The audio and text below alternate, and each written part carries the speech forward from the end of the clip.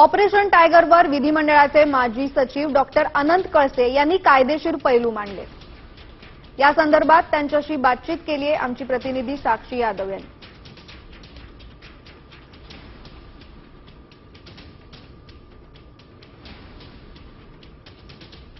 शिव ठाकरे सेनेचे 6 खासदार यांनी एक पत्र माननीय अध्यक्ष लोकसभा यांना दिलेलं आहे आणि त्या संदर्भातली मला वाटते पुढची प्रक्रिया दिल्लीला चालू आहे।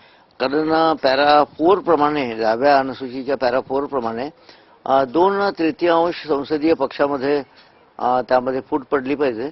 पण यामध्ये एक आहे की संसदीय पक्षामध्ये फूट पडून उपयोग नाही। तर ठाकरे सेनेने त्यांच्या खासदारांना व्हीप दिले, जर व्हीप मोडलं तर कोणती कारवाई होऊ शकते? हा सुद्धा एक डिबेटेबल प्रश्न आहे की आता व्हीप हा लोकसभेच्या कारवाईलाच लागू होतो की त्यांच्या वैयक्तिक म्हणजे पक्षाचे जे मीटिंग्स बोलवतात त्याला जर हजर राहिलो नाही तर त्यांना सुद्धा व्हीप लागू होतो का?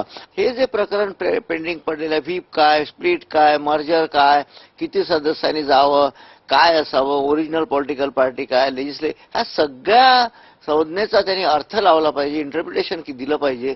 कॅमेरामॅन अरविंद सोबत साक्षी यादव, साम टीव्ही, मुंबई। तर यावेळी ऑपरेशन टायगर वाटतंय तेवढं सोपं नाही असा थेट इशारा ठाकरेंचे खासदार संजय राऊत यांनी शिंदे सेनेला दिलाय। तर खासदार खरेदीचा हमीभाव जुनाच आहे असा आरोप सुद्धा त्यांनी केला। काल रात्री मला साधारण 10:30-11 वाजता एका महत्वाच्या व्यक्तीकडून सांगण्यात आलं की महाराष्ट्रातील खासदारांना विकत घेतलं जात आहे।